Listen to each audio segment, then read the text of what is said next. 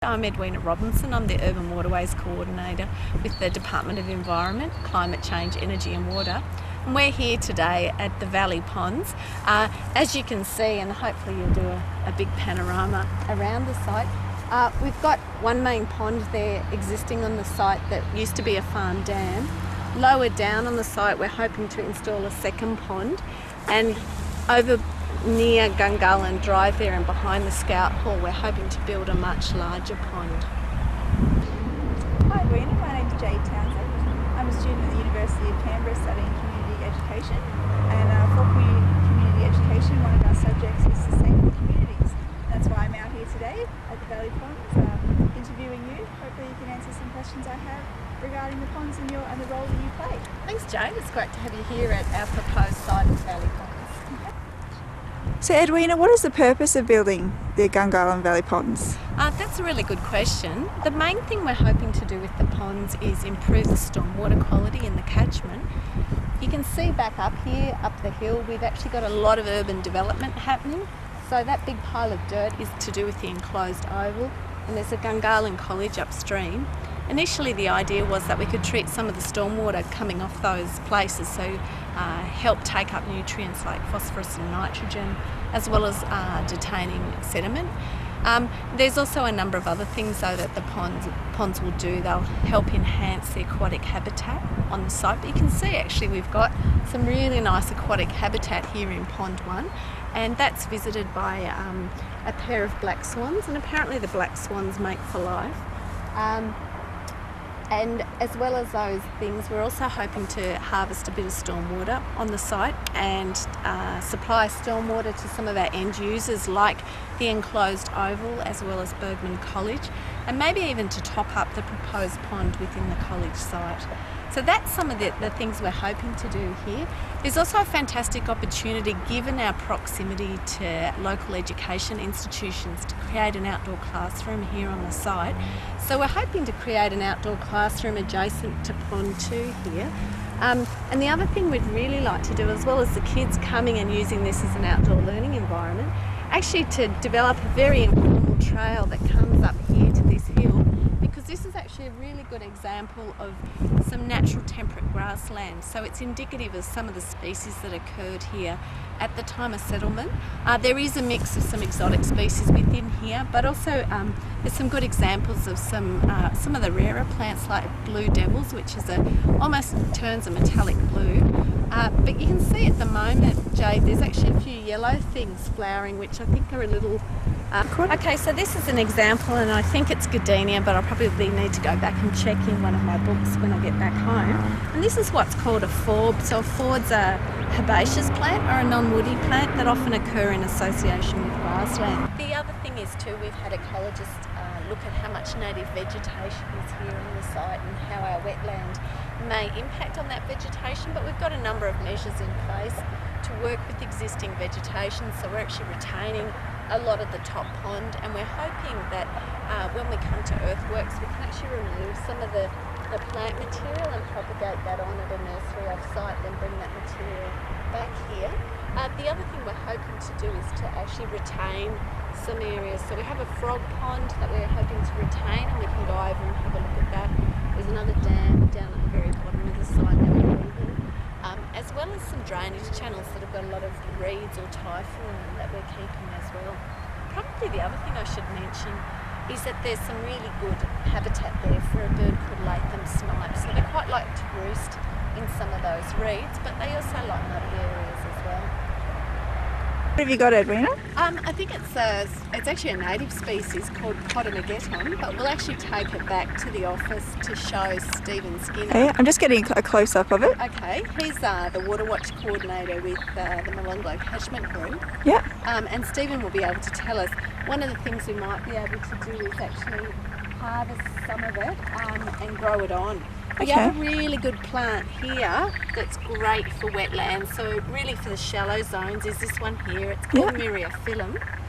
Sometimes you see this sort of thing for sale in pet shops for fish, and you can see it's got a whole series of fibrous roots along its stem, so it's a really good one. I think it would pretty much quickly colonise the edges of a wetland. But we've planted this one at the Banksia Street O'Connor wetland. Yep.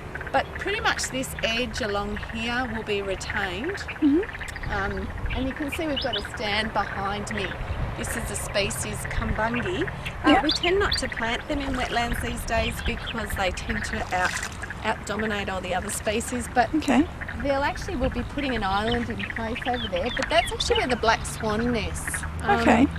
But there'll be lots of places for the swans to nest nearby and in these ponds once they're all finished.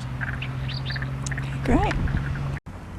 The other thing that's really active in the ACT is Frog Watch. So Frog Watch, there's a big census every October and people come along and record the species on site. So we've actually got a wonderful Frog Watch site over here, so maybe we can go and have a look. That sounds great. Great.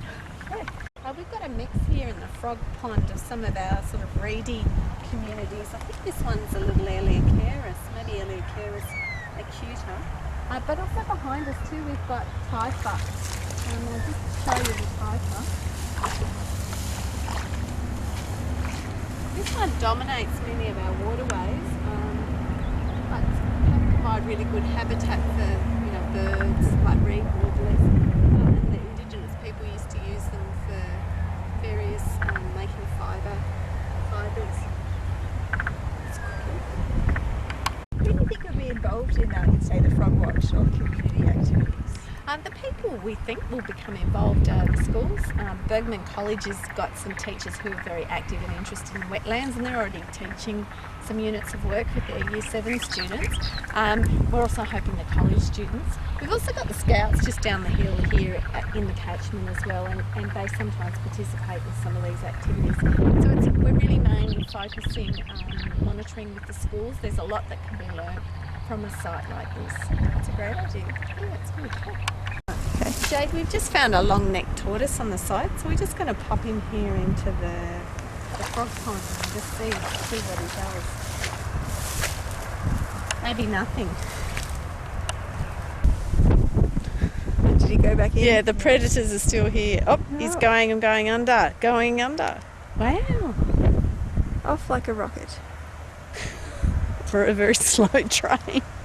He's off. We've got a number of water birds here on site. We've got swimming towards us, looks like a black duck, Pacific black duck.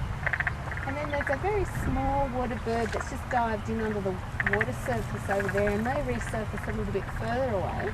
The thing you can see is there is a raptor or a bird of prey up in the sky up there. And because this is a grassy open area, it offers a lot of hunting opportunities for birds like that.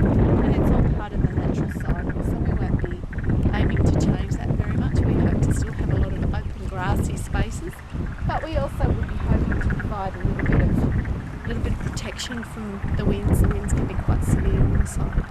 Okay.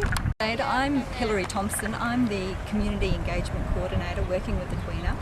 So my role, I guess, is to promote the wetlands, to educate people about the wetlands, what's happening, the benefits of the wetlands, to encourage them to put forward their contributions in terms of design, give feedback, as well as to foster, I guess, enthusiasm and ownership for the project, because as Weena spoke about, once the wetlands are constructed, we step back, TAMS takes over, and there's always an issue of funding, and we really rely on volunteers to maintain the wetlands, as well as be involved in the initial planting.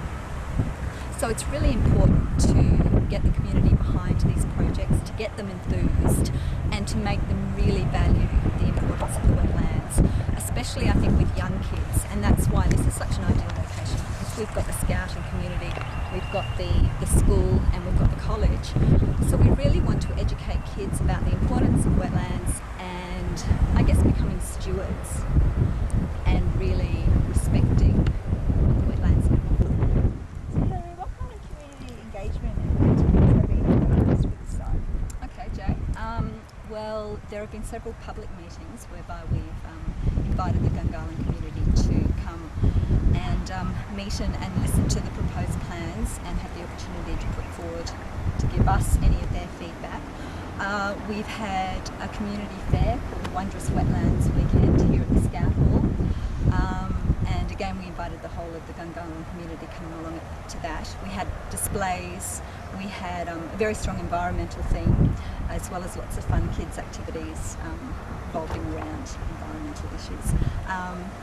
We've also had a bicycle tour, a tour to wetlands, starting from here around to Gungahlin Ponds, ending up at Mulligan's Ponds and back. We've had frog watch talk to the scouts. Could you also tell me what kind of benefits this would have on the Gungahlin community? Yeah, definitely. Look, what we're hoping to happen, and we've seen happen at other wetlands like the Banksia Street or Connor wetland, is that people actually come and gather together. They get into meeting one another. We held a series of community planting days at the Banksia Street O'Connor wetland, and we're hoping to do that here. So it's a great way for people to meet like-minded people in the suburbs. A great sort of way to network with one another and get involved in a hands-on project where they feel like they can make a difference.